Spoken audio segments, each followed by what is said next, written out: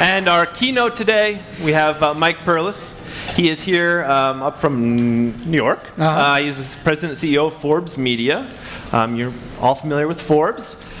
He's also a venture capitalist.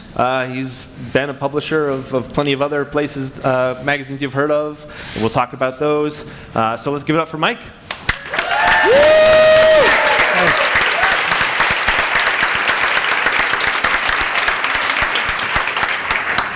And I love Maine. Yeah. Get your standing ovation before you start. That's. Yeah, we like to start out on a good note. Yeah. Good note. And Camden resident. Yes. Yes, I forgot to mention. He does have a Maine connection. He's a summer resident of Camden. We're going to get into a little bit of his background. He got his publishing start in Maine, so it's quite awesome. So we've been starting all these keynotes just with a little icebreaker. Just tell us something about yourself that I'm not going to read in your official bio. I'm not going to see on your LinkedIn profile. Something that not many people know. Well, there are lots of things, but keeping it in the spirit of resume things, we all start our resume from what we think's impressive, and you get to be my age, you have to drop some things off the bottom. And before I got into the media business, I was a bartender, and I like actually.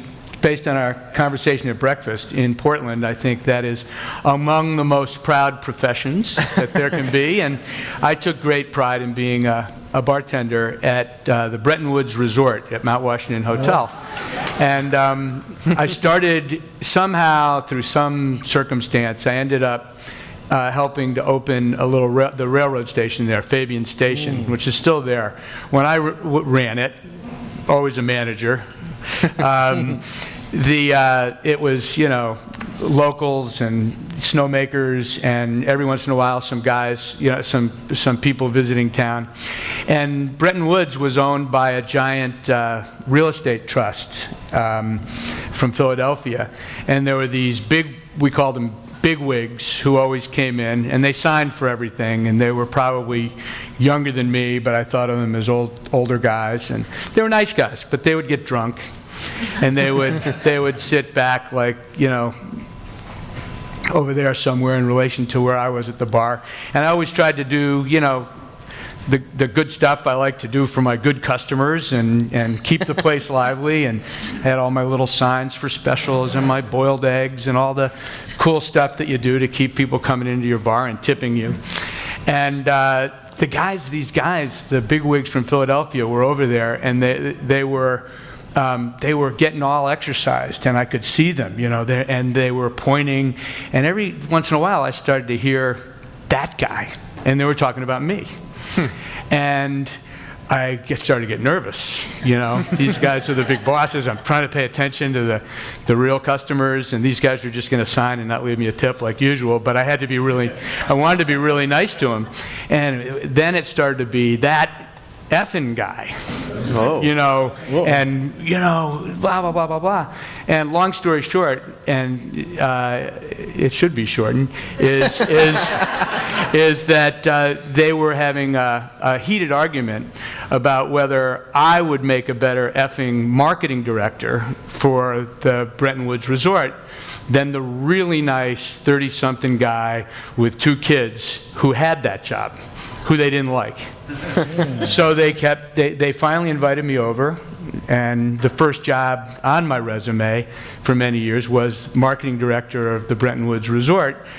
They were serious. They were, that bartender would be a better marketing director than this guy who I replaced. And, as those things go, they were drunk. I finished my shift. I went home and tried to decide, the next day what had happened. And I got a phone call, and one of the guys who was at the table, a guy named Rick Kelly, called me and said, when you take a guy's job, you really should show up for work the next day. So it's not on my resume, but actually I think I was probably better at that than I was at anything I've been, with the specific tasks, was better at that than I've been at anything since. And you'd impress them just in the way you managed the bar. I managed the bar, and I was doing, I had lonely musicians come in and Right. try to entertain people. We've all been in those situations, and I put signs up about specials, and Yeah. I guess I was a marketing guy. Right. Hey, it just goes to show that no matter what job you have, however menial, if you take pride in your work, you're going to get noticed. Well, and if you Right. treat it, like you own it, Yeah. and and if you love it, if you're passionate about it, something will happen. But I like to get resumes that are all on one page. Yeah, So me I too. can't put that on I know. my resume. And You got to drop some. Yeah. Excellent. Well, I wanted to dive in to hear a bit more about your history in the publishing. So, from New Hampshire, you found a business opportunity. I did. That brought you to Maine. Tell us about. I have to about be your- careful here because Okay. there actually, I can lie about this a lot of places, but there are actually a few people here who know. Who know. If I'm Few people in the room. if I'm in Singapore like I was last week, I could make it up. I started working while I was at Bretton Woods with a couple of different magazines, New Hampshire Profiles, the New England Guide, and long story short, I really liked this magazine called the New England Guide. It was an annual publication. It was thick. It had maps up in the front of it, and it was a town-by-town, state-by-state, town-by-town, region-by-region guide to New England. And it was well done, and it was kind of a money machine because it was full of ads. This is before there were any other resources for travel and choosing places to stay, and we would design it so that you'd throw it on the front seat of your car and you could cruise around and Right. explore different places and know where to go and what to do. And I started working for it, and then it was for sale through a number of different reasons. It was owned by the printing company that had been printing it. And we all know what that can mean about where it was financially or from a funding standpoint. And I found a partner who's still a good friend who lives in Camden, and he and I helped figure out a way to finance buying it, and we started a company called New England Publications, and we published the New England Guide, and we started publishing a winter version, the New England Skier's Guide. We did a lot of publishing for the state of Maine. It's still things that you see now. Maine Invites You, and Maine Hunting Guide, Fishing Guide, Guide to Cottages, very rudimentary stuff. And we entered the real world of publishing when we bought Canoe magazine, which was being published in Fort Wayne, Indiana. The editor-in-chief was here. He moved here when he had black hair, as did I. And we said, we're going to buy Canoe. We'd like to make it part of New England Publications. And he was publishing this magazine, Canoeing and Kayaking, from Fort Wayne, Indiana. And he's a cagey guy. He said, well, I don't know. Yes. Be happy to. So we brought Canoe Magazine, the magazine of self-propelled water travel, into the mix. And through a period of 5 or 6 years, we did all kinds of publishing in those arenas, things that we enjoyed and liked to do. And then we started doing some publishing in technology. It's machine-specific and category-specific technology publishing. But the really interesting thing about it, there's so much, and we'll talk about it today, focus on entrepreneurs and on startups and on passion plays. And I guess that's exactly what we were doing. We were all in our 20s. We didn't know that enough to not start a business. Right. And in Maine in particular, we really tapped into, using my earlier reference, I guess, overeducated, underemployed bartenders and waitresses and people doing whatever they needed to do to stay in Maine and enjoy the great lifestyle here, which is what I was doing too. And we had a really wonderful, merry band of folks, very tightly connected, still connected in many ways today. All look back on it with a lot of excitement and enthusiasm for what we did. I think I saw in Ben Fisher's presentation this morning a burning $100 bill that was supposed to represent, the fact that you needed money to start businesses. And we didn't know what undercapitalized and highly leveraged meant, but that's what we were. And so time went by. We all got very excited about being, and certainly I did, about being in the media business. And as got a little bit older and wanted to play in bigger leagues, we ended up selling the company and to a couple of different publishing places, and we've all kind of gone our separate ways, but many of us have kept roots in Camden, which is why I'm still there. Yeah, right. We'll touch on a lot of things in your bio, but let's jump right to the present now. Forbes, obviously a very well-known brand, not just the general public, but within the media industry as well, because it seems to have done something that everyone is trying to do, but that many are finding difficult, which is navigate that transition from a print-based world to digital. And correct me if I'm wrong, but I believe that Forbes currently generates about 80% of its revenue from the digital side of its business. Yeah, 80, right. Which is just amazing, at least at a legacy media organization. So you've been CEO since past 6 years, right? Correct? And you've been an advisor to the company, to the Forbes family, for a long time before that. So you have a lot of experience in this company. So maybe walk us through what it took to get Forbes to where it is today. Well, to really do that, we're actually in a sort of a quandary right now because we're going to celebrate our 100th birthday next year in 2017. The business was founded, how we got where we are today is B.C. Forbes, who was Malcolm Forbes' father, started the company in 1917 as a newsletter for Hearst and then as an independent magazine that had his name. But I mention that on the front end because the fact that Forbes has been around for as long as it has, the fact that it's a short name and it's very easy for people to remember, it's graphically really interesting and iconic and has stood for success in the business world in many ways for much of that 100 years. And I mention that because nothing that we've done the last few years could have been accomplished in our case. It's different for startups, and people have success for all different reasons.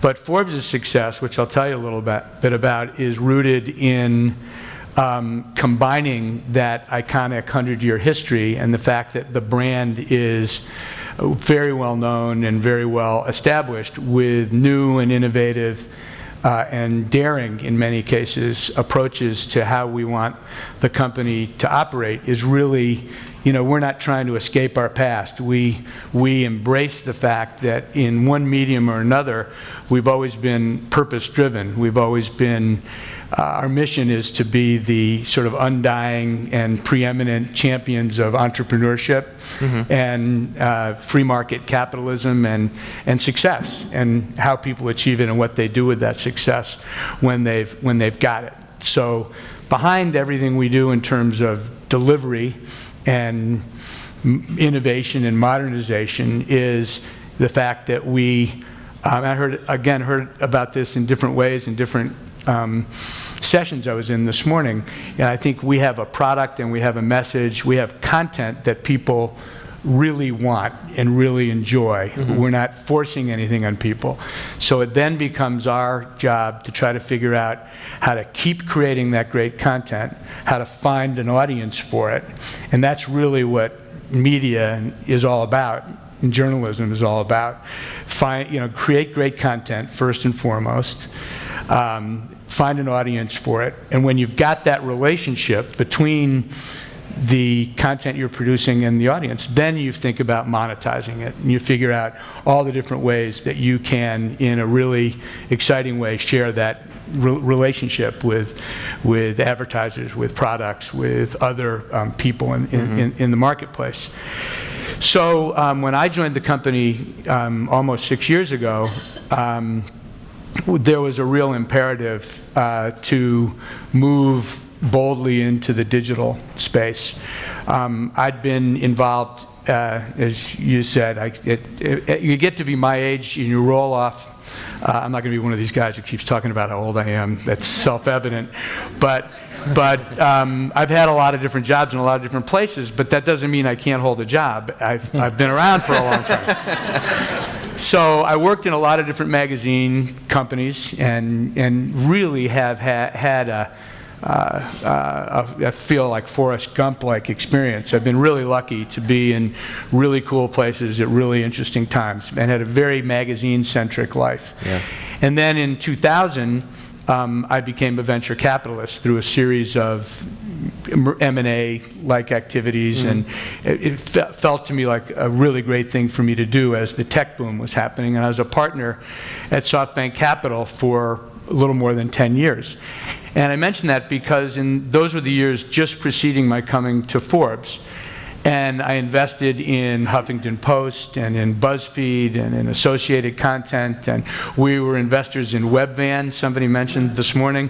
I mean, for all the successes, for anybody who knows anything about venture capital, we all like to talk about, wow, HuffPost, BuzzFeed. There's a cemetery of investments that are very painful if you're an operating guy like me to go through. But I again, sort of in Forrest Gump fashion, I kind of knew what I was doing, but kind of didn't.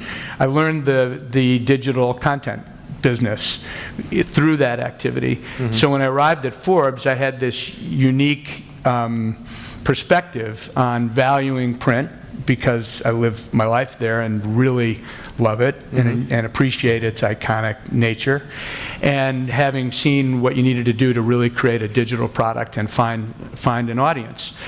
So we made the very, I presented a business plan to the whole company that was very simple, which I'll share with you now, which was build the overarching, goal was to build the business of Forbes to be as big as the brand.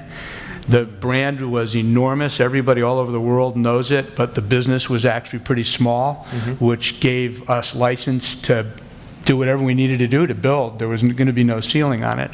And we decided that we'd be focused on three things: on media, which included print and digital. We'd be focused on brand-based businesses, which were non-media based businesses, but that enjoyed the benefits of the Forbes brand, and that we would be a technology company, that we appreciated that the printer wasn't going to be our technology partner for digital, and we had to build our own technology and deliver our own message that way. So we became a technology company. And Jess and I were just talking about this a few minutes ago. We made this decision that we were going to. Then we felt our culture should be more that of a technology company, and technology that's delivering digital, that's doing all of that with the benefit of a 100-year history in print. So we had these three elements that were at play, but the print element, which had been the driver for the business through all that time, was really more passive. It was, everyone was talking about print is dead. It's not in our case. We continue to publish the magazine, and we do so profitably, and we really love it, and it's really important to our brand. But the culture of the company rapidly became one of a technology-driven digital company. So there were a lot of,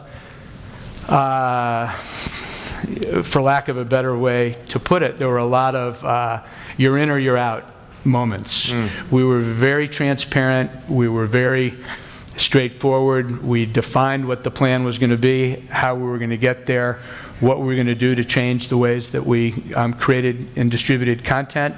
And there were a lot of really talented people who were there and who were very much wedded to print, and there was nothing wrong with that. There was no judgment in it. But if we were really going to become the company we're on our way to being now, there were some real you're in or you're out moments. Do you buy into this plan or not? So we became a startup after 95 years.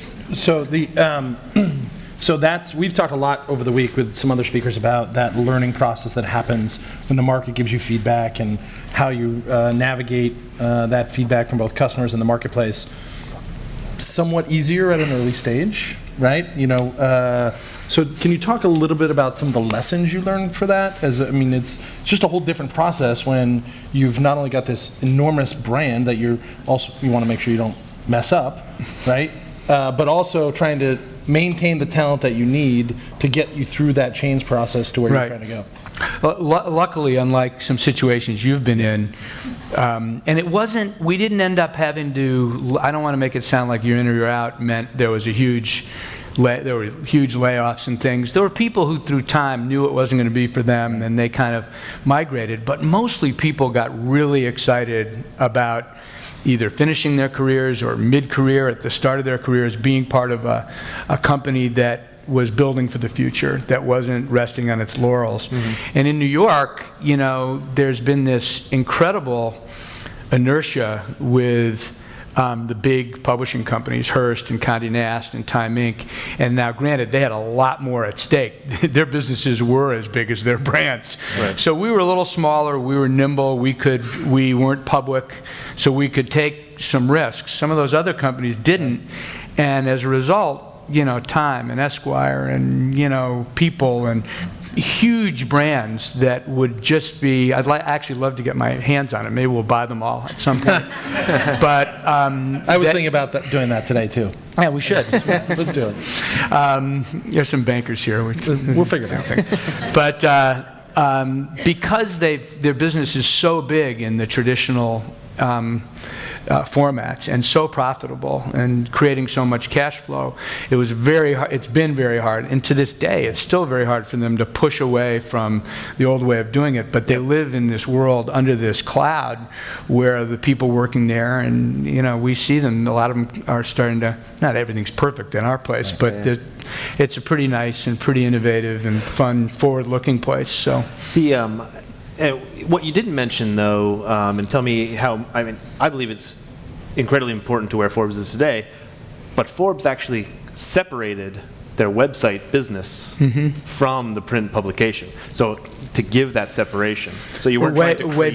Way back, before I joined. Before you joined. And it was the right thing to do. Right. And then when you got back, or just before you got back, they recombined. Yeah. So how important was the separation of the new digital product from the print product? And if that was so important, why did you recombine them?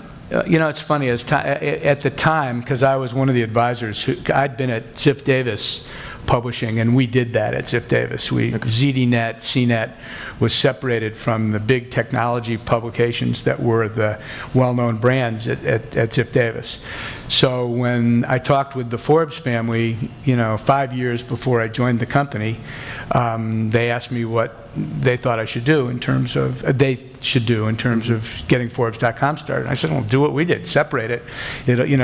Don't deal with people working in print and in digital. At that time, that was really a shock to the system kind of thing to do. Right. So I advised them to separate. Forbes.com built a brand name for itself, and I think that was really effective. It started the process of the people who worked on that side of the business had no problem investing in the kind of company that I wanted to build. So it worked for 4 or 5 years. 2008 and 2009 came along. That was really tough for the economy. So a lot of changes needed to be made from an efficiency standpoint. And Forbes.com was mature enough. Forbes print needed to migrate a little bit, so the time was right to put them together, and we did. Right. And go ahead. Jess has advised me that I can't get too geeky into the publishing media world, and we just want to focus more on corporate innovation. Trust me, you can't. Just a helpful suggestion. But because I could talk about this all day. But just one more question. Because this does get at corporate innovation. I'm getting nervous when he starts talking about getting too geeky. No. This gets at the corporate innovation. So would Forbes be where it is today if you didn't have that separation? If you tried to create a technology company within the confines of a legacy publishing company? Forbes wouldn't be where it is today Right. if that was the case, but I think you could go into a legacy publishing company and do it. You think you could? Yeah, I think based on what we've experienced, I feel enough either confidence or hubris Isn't that what you to think you could do it. You have to remember that. You have to remember. One should remember, that broadband was a long, long time coming. Mm-hmm. People talked about broadband and high-speed delivery of content for a long time before it really arrived. And in the late sort of aughts, 2004, 5, 6, things started to be removed as an impediment, and that's when, the audiences that were are now there for digital could really blossom, and that was true for Forbes, and it's true for the whole the world now. It wasn't true when we did that separation. I think that fundamental to what we did, because it was more than just attitude. When we really launched Forbes.com in earnest, I have a partner, a guy named Louis Dvorkin, who is our chief product officer and the geek of geeks. And Louis built what we call a contributor platform, and it's built on top of WordPress, but it's all customized and it's really very elegant, and it gives us the ability to bring. The fundamental change in the media business, I think, is that and it's been powered by the internet and by social, is that, it wasn't very long ago that we would all get together around the TV, and so people who can appreciate this, and watch Walter Cronkite or Dan Rather or somebody at 6:30 in a one-way dialogue tell you what happened today. Right. It's not like today when the Brexit thing happened and you could wake up and you could have thousands of different voices and interaction that you could have around an issue like that. One voice would tell the world what was happening. It was true of magazines. It was the journalist was the smart guy who got the story. It's it remains proud profession, but it's changed in incredible ways. There's so many voices out there that can enrich the quality of the content. So Louis Dvorkin built this contributor platform that allowed us to have all of our full-time editorial people, and we have 75 veteran specialized journalists who work for Forbes full-time. They work transparently between print and the web. They produce for both. There for a while were some people who just did one or the other, but that almost doesn't exist anymore. And they have the ability to post their own content to the site. They don't go through a process where things make 10 stops before the world moves too fast for that. Right. So we built that platform that allowed them from home, for wherever they were, to post their content. We then started the process of recruiting what we call contributors, and we now have 1,800 of them today. And they are mostly freelance journalist people, at least they are now, but they all have some kind of special skill or some kind of special passion that is value add, that really adds to what we do. Not like what we did at the Huffington Post, which was also a great model. We used to say, if you've got something to say it on the Huffington Post. Yeah. So Mom and Henry Kissinger and everybody were posting to the Huffington Post. At Forbes, we compensate the contributors based on a lot of different metrics, mostly traffic that they generate.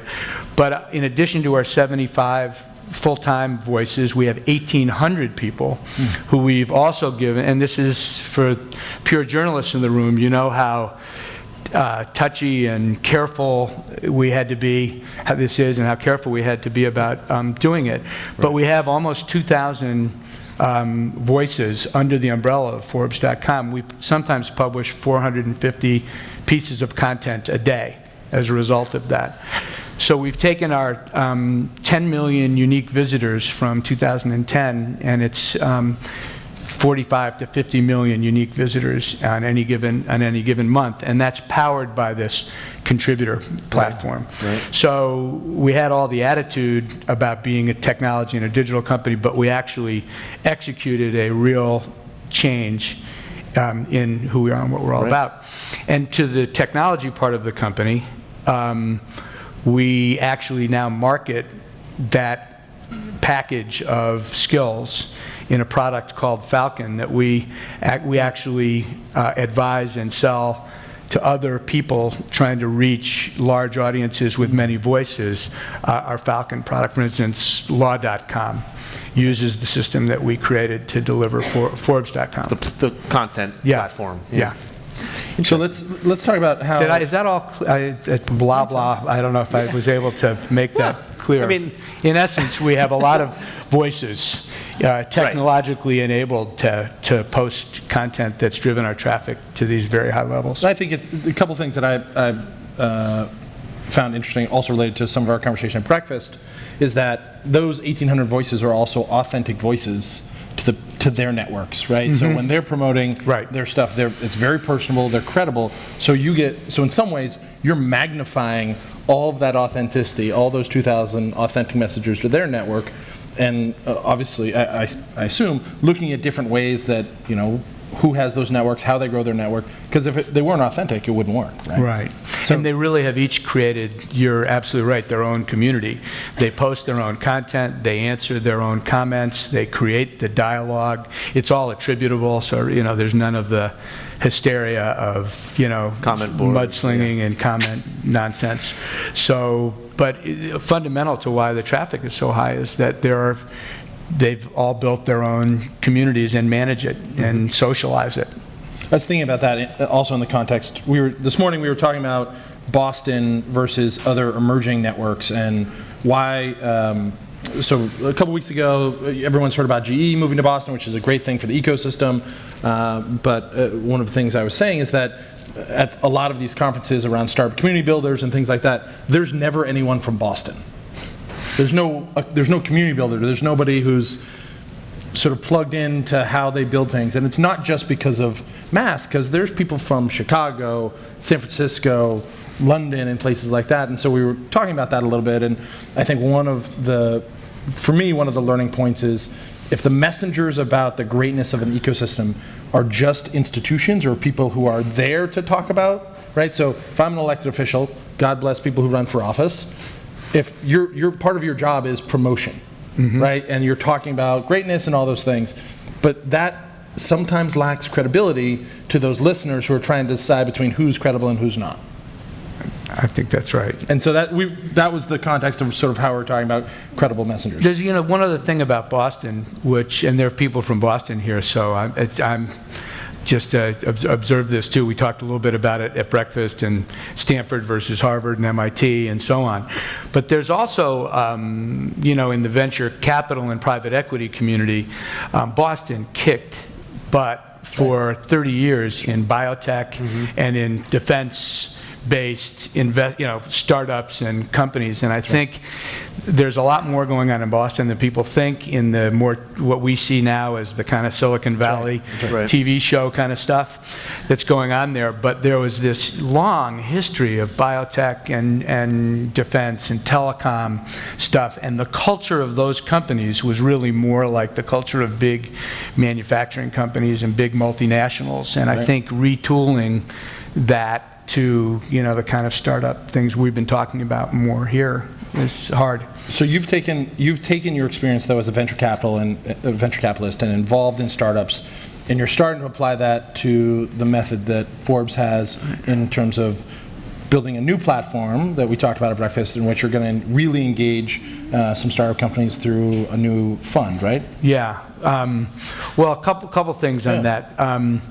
We're those people in the audience who are in media know, and even in anybody who's using the internet to power their business, everything is disrupted. Every day you wake up and there's some new, that's not fair kind of element that's been thrown in your path. So we've taken this whole startupify kind of sense to every when we have to deal with viewability or ad blocking or whatever the big issue is that's coming up. top in our days, we look at it as a mini startup. How are we gonna? What's the team we can put together to come up with a plan to not just complain about, but to transcend some of those issues. But the big initiative that we've got going right now and again, it always starts from content.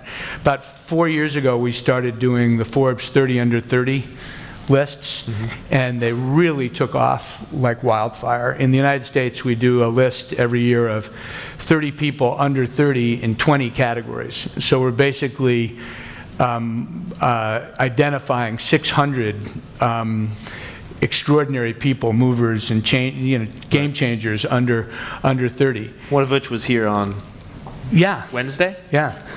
Sam Preeti is a 30 under 30. Yeah. Was her mom with her, or his No. mom? No. Sometimes they come with their parents. Oh yeah, that's what we were talking about. That's right. But these kids are unbelievable, and somehow this initiative strikes right at the core of this shift towards entrepreneurship with millennials. Kids don't want to, the best students are less likely to go work for a big investment bank or a consumer products goods company, or go directly to law school than they used to be in the past. They want to start their own businesses, or they want to work in a culture that is kind of rooted in the startup world. And so this 30 under 30 really strikes a chord with that group. We've now done it in Europe. We've done it in Asia, in the Middle East. We've had lists and events just in the last 3 months in the US, in London, in Tel Aviv, in Jerusalem, in Singapore, and Vietnam. And so it's this kind of fascinating worldwide phenomenon. And I haven't talked a lot about the third leg of our strategy, which is branded products, media, technology, the third leg of what we do, and it's really in place to help, along with all this. I should have mentioned that when we started with this 5 years ago, the company was really in trouble. We weren't profitable. We came out of 08 and 09 with some real issues, like a lot of media companies did. So we had to do all of this while returning the company to profitability, which we've done. So part of that analysis was to look at how dependent we were on media and how fickle media can be. Right. Often when the economy gets a cold, the media business gets pneumonia. People stop buying ads. Yeah, it just happens. So we really wanted to focus on building branded products that took on the value of the Forbes name and everything that we've invested in keeping that iconic brand strong. So we're looking at all kinds of products, and we've begun to test and had success in the travel industry. We have the Forbes Travel Guide. In the financial services industry, we have a whole series of products that we're starting in the financial services world. Real estate, Forbes branded real estate. I used to say that we want to be sort of in the commercial world what Donald Trump is to residential, but I don't. You're gonna wordsmith You don't like that now? analogy anymore. Although I saw him this morning on TV, and I don't know if anybody saw him, but he didn't talk about Brexit. He talked about like the thread count on the sheets and the Turnberry At his new resort the in new Scotland. resort and everything else. Right, he flew to Scotland. But if that was a financial center, it could have been Forbes. Right. For instance, we broke ground on and these are experiments now, but we hope they'll all grow into bigger projects. There's a Forbes Financial Center being built in Makati, which is a town in the Philippines right outside of Manila. Huh. And, if we wanted to name a building, put the Forbes name on a building in Portland or in New York, we'd have to pay a lot of money to do it.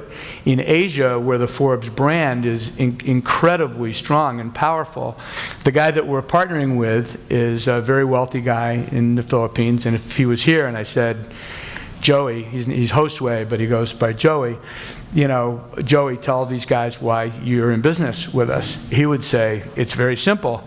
I could call this financial center Joey's Financial Center, or I could call it the Forbes Financial Center. And in the Philippines, that means he can pay us something and improve his business in a way that's really powerful. But to your question, where 30 Under 30 is concerned, and in that area of non-media based businesses that we're trying to build, it occurred to us that we should start a 30 Under 30 angel and early stage venture capital fund, which we'll initiate this year, so that when this group of people we're convening starts looking for their first capital, we're not just making the introductions. We can, I think, in all the appropriate ways, and keeping separation of, how we choose and our editorial, stuff out of it. We can do that. So That's great. yeah. Go ahead. I was going to try to tease out some more corporate innovation stuff. So we don't have to talk about publishing, though. Let's leave Forbes alone. But when it comes to corporate innovation, when it comes to legacy organizations, people that work in large corporations where there's a lot of inertia, let's try to tease out some advice that you might have for people working in those organizations to create that culture of innovation. You seem to be successful with Forbes. Is there any really specific advice that you would give to either someone who works there or a leader of one of these? Yeah, I don't know about advice, but observations. The wonderful thing about being at Forbes is our subject matter, not just how we run our business, is about how other people run their companies, and what are the good ideas, and where do some of them fail, where do they work at the beginning and then fall off track somewhere along the way. Yeah. And that, when we're smartest, we don't just write about it, we inculcate it a little bit in ourselves. And the closer I get to it and the more deeply involved, the simpler it seems to become. And I heard it again this morning in a couple of the sessions I went to. People sometimes get so wowed by technology or Byzantine structures for financing businesses, and somehow along the way, maybe because you start with an idea and then your cousin tells you it's not good, so you adjust it a little bit, you move it this way or that way. I mean, it all starts with a great product. It all starts with a product that people either know they really want, or whom you can convince they really want. They've got to love your product before you can build. Even with people loving your product, there are lots of examples of companies that haven't been able to make it. But there are, in the media business, there are a lot of companies, and some of them have succeeded nonetheless, who start with the advertiser as their customer and basically create a catalog to deliver that advertiser's message. And there are lots of companies that have succeeded with that. But the best media companies, the best newspapers, best magazines, best websites, create an extraordinary product that people just can't live without, that they really, really want. And I think it's true in cars and in, lollipops and in coffee and whatever it is. As the CEO of Forbes, and watching companies and businesses all over the world and observing many of the most successful companies and people who've built them, they're all built on a great idea. They're all built on a product that somebody wants. And if you try to do everything else and then kind of back into, well, we're doing all that stuff right, but people don't really like the way this tastes, or people don't like the fact that the car only has one wheel, or something like that. That's not going to work. Yeah, but if you look at the companies that don't make it, and you see a lot of this in venture capital, that there are, an elegant solution looking for a problem, and can be really compelling, and you can get really wrapped up in that, but it's generally not a good business model. Right. There seems to be, and I'm not in the media business, but it seems to me that certainly in the last 8 to 12 months, there's some sort of very dramatic changes in the way that the public interacts with media. Everything from Playboy's change to more written content. That's how I'll describe it. They've gone not news. That's right. More tech. Thank you. You have that decision, which is sort of groundbreaking for them. But then you also have BuzzFeed, who has decided to totally not take any money from some advertisers, as well as some of the other aspects. It seems that our relationship with media in the last 12 months is sort of angsty. And I'm just curious about when you, not just right now, but when you think even 5 years ago, or 5 years from now, what do you see? What are you really worried about? It's easy for me to answer, and I'm secretly, well, not really, because I'm going to tell you. I'm sort of privately thrilled that I only have to worry about this for maybe 5 or 10 years. Because I think, trying to project where media is going to be would really wear one out. I had the luxury of being in the media business when it was pretty straightforward for the first 25 years of my career.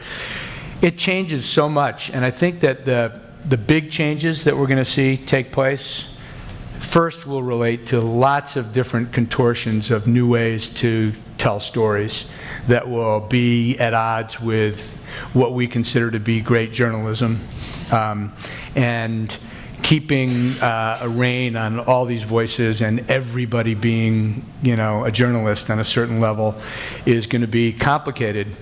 But the big fundamental changes that are happening, and happening really, really fast, are the shift to mobile. Yeah. I mean, our digital audience is now 60% mobile, and I'm sometimes surprised by how it's not more than that, not less.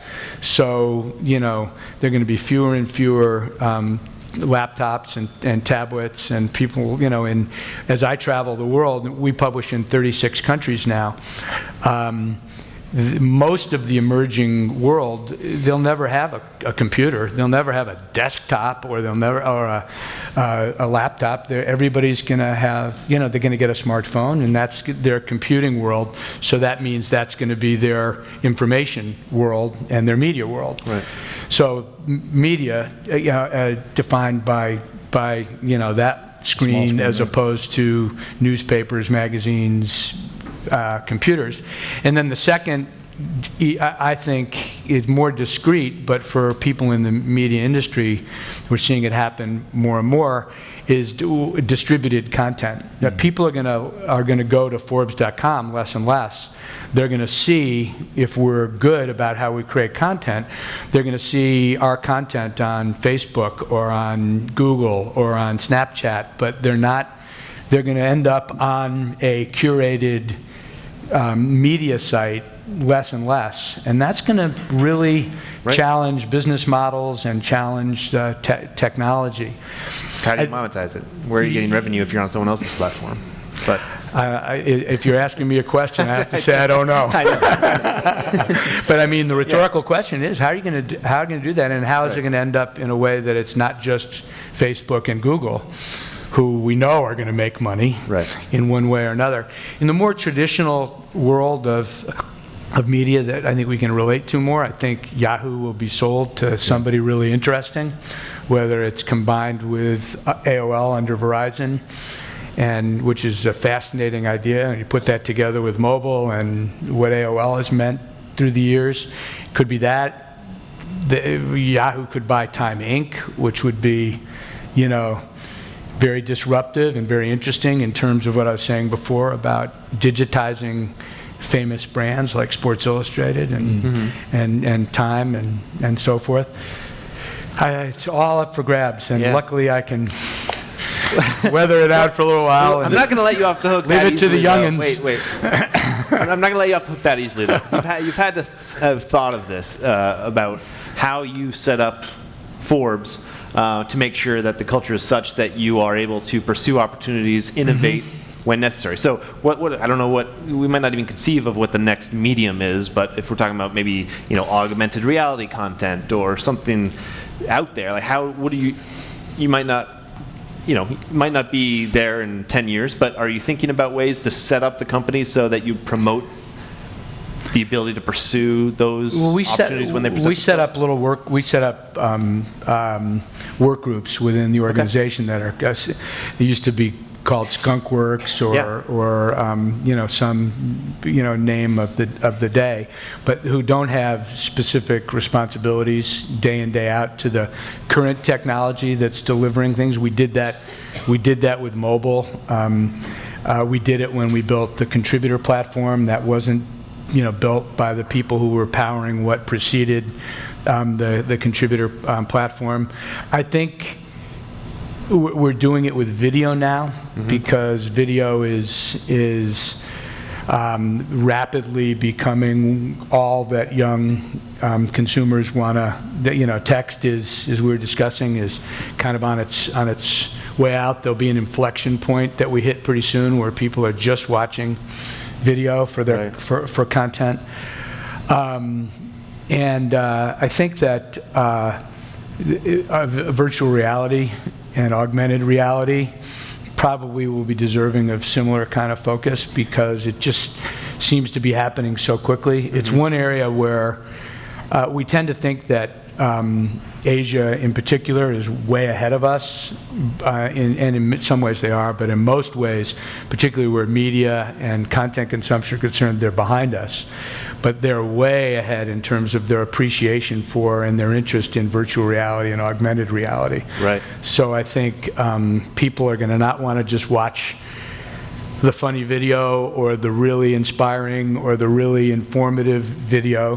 They're going to want to strap on a hat or have an implant or something that allows them to see it in a virtual reality format. So Skunkworks. I'll ask one more, then we will open up for questions. One thing I want to talk about is the sort of, I've read some commentary on this, is the sort of the rise of the mega networks that are somewhat closed. So if you look at a platform like Nuzzle, right, where, if you're not familiar with that, it provides you the articles that the people in your social networks are reading and clicking on. So you get a curated newsletter, but that's a lot of sort of perspective reinforcement, I'll describe it, right? So I wonder, sort of back in the day, the newspaper was also that place where it wasn't just because your neighbor was like, oh, this is the best article that you need to read today, which is what essentially Nuzzle is in some ways, though there's some connectors within that network as well. I wonder if, as we continue to grow, will we lose that opportunity for the interjection of that not necessarily counter, but alternative perspective, because those mega networks sort of dominate how things and products get distributed among them?